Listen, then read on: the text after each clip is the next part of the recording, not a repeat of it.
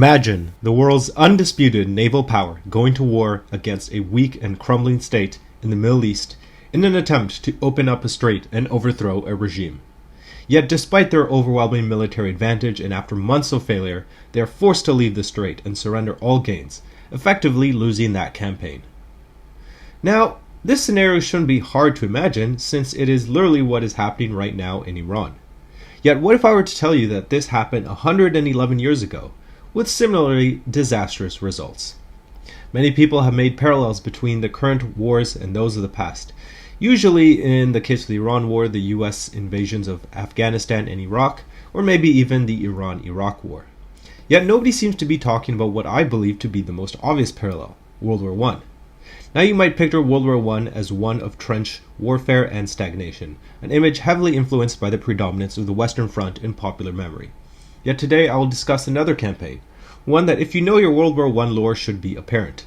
I'm of course going to discuss the Gallipoli campaign, where the British, with some French assistance, took on the weak and crumbling Ottoman Sultanate, assuming that they would easily take the Dardanelles Strait, allowing them to take Constantinople and knock the country out of the war.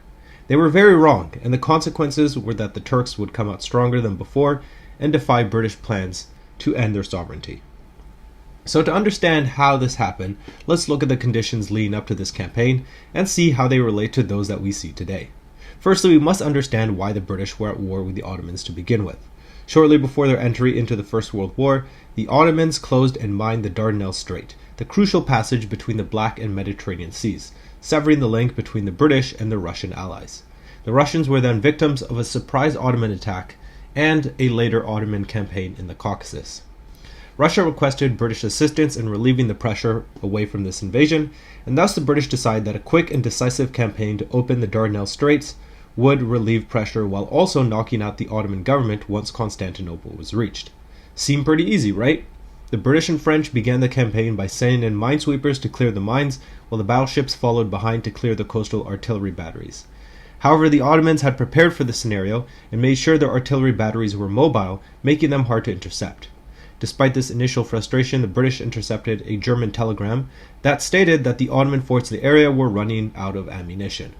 Therefore, it was decided on the 18th of March 1915 that the Entente fleet, consisting of 18 battleships with an array of cruisers and destroyers, would begin the main attack against the narrowest part of the strait, just a mile wide. All telephone wires were cut, all communication with the forts was severed, and some of the coastal artillery was knocked out. Now, why don't we compare this to the Iran War? Now, this war started when the United States and Israel decided to attack Iran in the middle of negotiations about Iran's nuclear program. The Israeli Air Force struck 500 military targets in Iran in the largest combat sortie in its history, while also targeting the Iranian Navy, which was largely obliterated.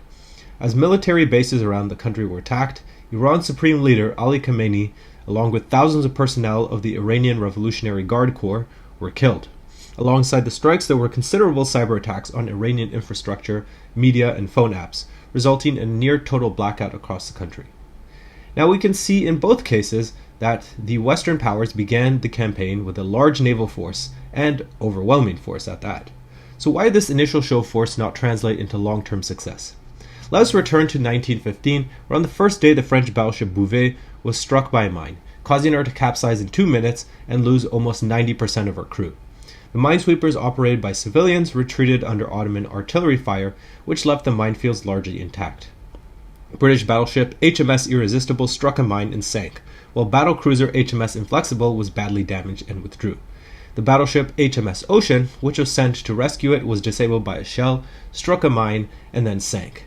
These losses, alongside others, caused Admiral John de Robeck to order a retreat to protect what remained of his forces, especially after 2 more submarines tried to go through the straits, which were then lost to mines. Meanwhile, in 2026, the American Navy faced a similar situation after its initial attacks led to Iran launching missiles against all its neighbors and striking several American bases as well as allies in the region. Notable targets included the tankers Skylight and MKD-VYOM, which were targeted off the coast of Oman. These incidents caused shipping through the Strait of Hormuz to slow to a standstill, dealing a major blow to the economy. While Iran could have never seriously threatened the US militarily, they knew that closing a strait through which a fifth of global oil passed would seriously reduce supply. thus increasing global energy prices, and they then promised that they would strike any ship that came through the strait. While Donald Trump claimed that the assassination of Ali Khamenei, the destruction of most of the Iranian navy, and the targeting of several Iranian oil production facilities meant that he had basically won the war, the reality would soon become apparent. The United States soon started feeling the effects of the Iranian blockade of the strait and was forced within a month to lift restrictions on the sale of oil from Russia, one of its main enemies.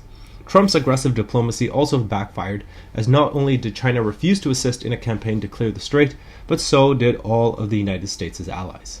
On March 18th, after Israeli strikes on the South Pars natural gas field, Iran attacked the world's largest liquid natural gas production facility in Qatar. Now, this attack forced Trump to promise that Israel and the United States would stop attacking Iranian oil infrastructure. Therefore, the US was now shifting its focus to an aerial campaign targeting Iranian ships and drones in the Strait of Hormuz. But as this failed, Trump issued an ultimatum threatening to strike its power plants unless Iran opened the strait. Undeterred, Iran threatened to completely shut down the Strait of Hormuz and strike infrastructure such as desalination facilities critical for drinking water in several countries such as Qatar, Bahrain, Kuwait, the United Arab Emirates, and Saudi Arabia. One day into his deadline, Trump announced that he was postponing strikes against Iranian power plants and offered to negotiate. Despite his threat to wipe out Iranian civilization and his decision to send in American ships through the strait on the 11th of April to clear it of mines, he soon had to retreat and decide on a new strategy. Now we can see that in both cases, the defenders' decision to close and mine the strait ensured that the attackers would face a difficult time advancing despite having superior air, naval, and land power. This was also made worse by the existence of coastal artillery, or in Iran's case, drones and missiles, which made attacking the incoming vessels relatively cost-free for the defenders. This should not be a surprise, since the geography makes this situation nearly inevitable for any well-prepared defender. This is the naval equivalent of an army passing through a narrow pass, where space is restricted and can't be concentrated to defend against an enemy attacking from the sides. The geography of straits inherently favors the defenders over the attackers, since it concentrates the attackers into a small and narrow territory and forces them to effectively take the coast to survive long term. This brings us back to Gallipoli, where the British decided upon the strategy of taking the coast to eliminate the coastal artillery, which was preventing the minesweepers from doing their work. I won't go much into the details, but essentially after months of fighting, the Allies were unable to break through Ottoman defenses and the Ottoman army, firmly entrenched on the peninsula and willing to hold it at all cost, which eventually forced the Allies to retreat by the start of 1916. After nearly 11 months and 250,000 casualties, the Gallipoli campaign ended as an astonishing failure, prolonging the war and failing to achieve all of its objectives. As of right now, the United States and Israel have not decided to land troops, probably because they accurately understand that a landing would go just as badly, if not worse. And unlike the British and French, the Americans and Israelis have no real political will or popular support to endure a years-long ground invasion, considering how the last American interventions have been. All we can learn from Gallipoli is that even if they did attempt to take the Iranian coast, which mind you is way longer than the Gallipoli Peninsula, they would likely fail, as the Iranians would be ready to defend it with their manpower, drones, and missiles. Iran also has the advantage of having an enormous hinterland of mountains to retreat into, so even if the coast was somehow taken, there is no way that regime change, which is the war's goal, could be achieved. Now, it's been concluded then that the Iran war is essentially unwinnable, but since we did not see landings happen, what did Trump decide to do instead? Well, he instead came up with a brilliant strategy, which was just to impose his own blockade to blockade the current Iranian blockade, and that went as well as you would expect. After 2 months and no progress achieved, the United States signed the Memorandum of Understanding, effectively surrendering to Iran and promising to pay them $300 billion. The fact that this happened in Versailles too is just the cherry on top, and of course anyone who knows World War I history will know why.